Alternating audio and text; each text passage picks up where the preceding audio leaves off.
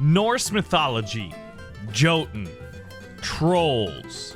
If you played the game Bad North, you know that these guys are the bad guys. And the good guys is the army that you have to create to fight them. Some of which we have here. So we have to see, out of all of these different characters that we can use, which ones fight the trolls the best. Now the first test we're gonna do is, honestly, someone needs to figure out, why do people have such small heads in this game? Is it totally accurate? Is it like social commentary on how, you know, there's always that one guy in real life who just doesn't know what they're talking about, but they're always the loudest? That's this guy right here. Little head man. So if you have that friend and they're being obnoxious and like, oh yeah, man, you know, birds aren't even real, just be like, bro, you're real little head right now. Trolls really like getting hit with arrows in their balls. You know, it's like that guy. It's like, shut up, man.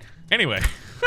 It seems archers are pretty good at fighting trolls. An endless invasion of Jotun, or trolls. Now this guy's interesting, because it looks like he may have used to be a chef, but he was obviously recruited to fire arrows. So he might be trash. But if they've got archers, we have shields. Shields in the front, archers in the back. Once again, classic tab strategy. Oh my gosh. Why is it always bring your kid to work day on the battlefield? Like, it should never be that way. I'm pretty sure that's against the Geneva Convention to have child soldiers, right? Oh man, what good firing. Now, you guys don't really need to attack a dead guy. This isn't a zombie invasion. But you know, like Sun Tzu said, it's not a war crime if you don't get caught. So as long as there's no news reporters, let's do a quick survey. No, we seem to be fine. Then I don't think we can get in trouble for using totally accurate children soldiers here in this battle against the trolls. Now, the problem here is our shieldy boys are dead, and they've got a lot of archers, and their arrows hurt. Where's Boromir when you need it? Come on, Boromir, do the line. They've got a cave troll. Yeah, they do. Jeez. Now, the bigger they are, the harder they fall, and the bigger their region is to hit them with arrows, if you know what I'm saying. And look at that. We clearly missed the right spherical object. But if had we hit it, he would be dead right away. Okay, so what we did was we staggered the shieldy boys. So hopefully, they come in at the right time. This is not good, because they've got a lot of trolls left alive, and we're gonna die. That may have actually been worse. I don't think our shields really block the arrows very much. So let's modify our strategy here to deal with the troll invasion. Jotun just sounds like a much, much cooler word than troll, doesn't it? And honestly, in terms of bang for your buck, it doesn't get much better than a simple tabsy boy with a sword. I mean, they just usually do good work. But is it enough? I don't think so. It depends where this arrow lands. Oh my god. Okay, I thought I was gonna hit him in the face, and I was like, yeah, we're definitely dead. There is a chance. Ooh! Ladies and gentlemen, this man is down for the count, and even if he got back up, he couldn't at least make more warriors, so that's good. I'm thinking what we're gonna have to do is distract and dodge. Oh god, they're still pretty accurate. Imagine being this guy. This is what you call the death dab. You don't want to be him. Now, if you ever went to a wedding in like the 90s, 80s, you know what this is. This is that part in the wedding where everybody gets in a line and just starts like walking around and like kicking their feet out randomly to some like weird song, you know, and your uncle who has had too much schnapps is just like can't keep a beat, and it's getting weird, right? That's a conga line. This is the conga line of death, though, in Totally Accurate Battle Simulator. Now, is it a viable strategy? I have no idea. Do you think I have any idea what I'm doing right now? There are trolls about. I didn't even know they existed. Yeah. What if instead of our uncle getting too smashed at the wedding, we give him a bow and arrow and say, Uncle, please, no booze. Shoot the trolls. And then you have to ask yourself, like, why am I even at this wedding? They have trolls there. There's bows and arrows. This just doesn't seem safe. This has to be against the Geneva Wedding Convention of 1972. But clearly, our strategy is rubbish. Now, it's a game that's been out for many, many years, but I love it. So we've had troll invasions, but nothing beats a good zombie invasion. Ooh. I love this music, but nothing beats a good hardcore parkour. This is called zombie traps. And they're traps for brains. The zombies. In this situation, I think you know the proper stratagems. put muskets at range. One berserker to give his life for the cause. And then the old, totally accurate strategy. Hope you win. So the strategy is simple. Brave but crazy man, also known as the Berserker, and he, my good sirs, is aptly named because he's literally jumping right into the middle of the zombie apocalypse, throwing himself to save his brethren, one of which is very tall, and honestly, he shouldn't have been an archer. He should probably be in the NPA. But here he is, because as you can see, the musket was just invented. We're still a ways off from the basketball. And this is the part that usually happens, where your strategy kind of seems to fall apart, and you're like, I don't know if I can win this, but there's definitely still a chance. Oh, this poor man, the inhumanity. This guy was flying and got shot in the back. Who is that? You are being promoted. Okay, this guy in the back is Sniper Magoo. And you're like, well, how can he see that well? He has huge eyes. Okay, boys. Come on, there's literally only one zombie left. You better reload super fast or you guys are going to die. Sniper Magoo, do that thing. Oh my god, no! Panic! Use the zombie traps. I can hear him. I'm gonna die. All right, no scope it. What did you just do? He just fired into the ground. Okay, down one of these holes is a zombie. Oh my god, it worked. How have we not won yet? Oh my god, did we break the game?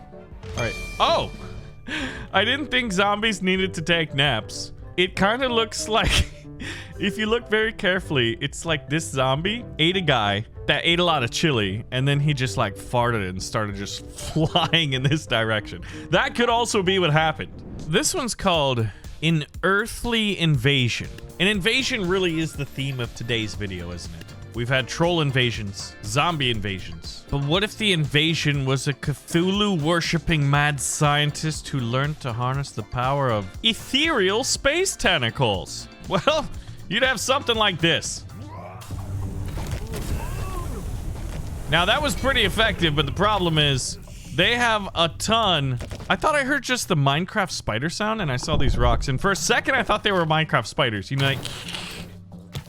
Ooh, Uncle Wizard Boy, you got a dart in your neck. You better hit these guys, because if they throw their spears, your little cackly bones are gonna fall apart, and we are gonna fail this invasion. So the premise seems to be here. What if the demons, or I guess angels, people from other realms, were to invade the land? But what we have is evil 2.0. I mean, quick math, that's twice as evil. So we've got a thing, a Collegio Master. So what is a Steely Defender? Because if we continue, we're gonna get to learn what a Speed Demon, a Shadow Ascendant, and an Iridescent Darkness is. Although he costs $60,000? That is a lot of dollars. What about Good 2.0? We've got Holy Infantry, Light Gladiators, Light Handmen, Sun Ascendant, and a Glowing Divinity. So many invasions. I want to try a Light Gladiator on the flank. Now, these good guys are gonna have a couple archers because reasons. And I want a Holy Infantry. I can afford one of them. I really cannot afford too many, but honestly, you'd think that angels should be able to defeat a couple cavemen boys, right? I think that's pretty safe to guess. The Holy Infantry and the Holy Gladiator, who doesn't even have a face. He's just got a giant diamond stuck in his face. Seems to be doing okay.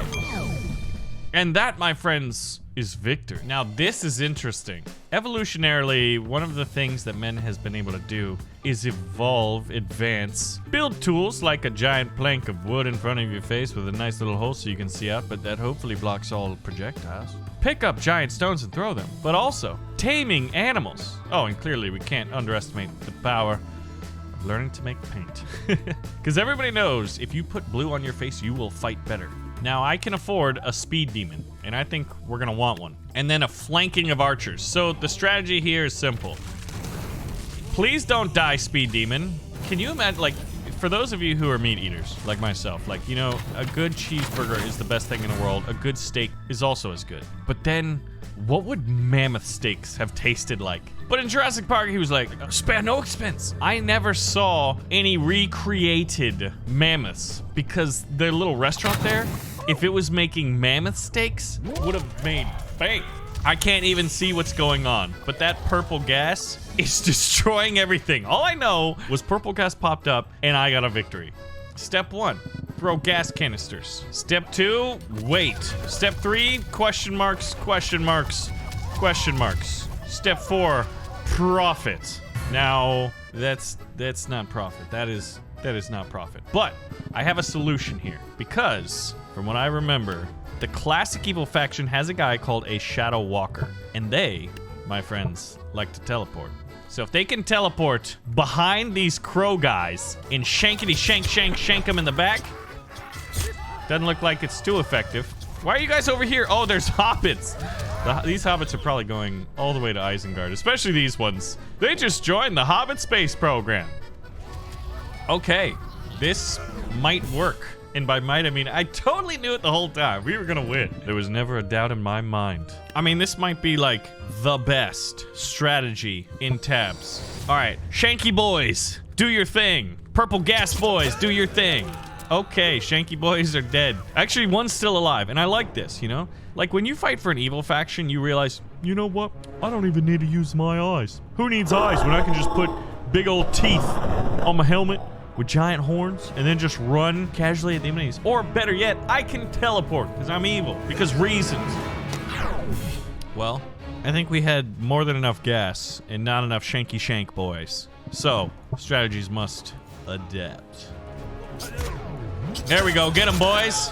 Oh yeah, that looks like an entire back line of enemy good guy archers getting stibbity stabbed.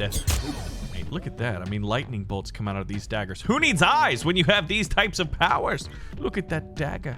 Is it a mammoth tooth? A saber-tooth tooth? A saber-tooth tiger's tooth? Light hand man. You know, I have a feeling that this man is gonna have light hands. Hola, señor. My hands, very light. Dude, I'm just saying, this guy looks like probably the coolest dude I've ever seen in this game. Look at that mustache. You see that mustache? Bad things are coming for the enemies. Shadow Walkers will hopefully grab the catapults. Oh my goodness. Light Hands is a teleporter.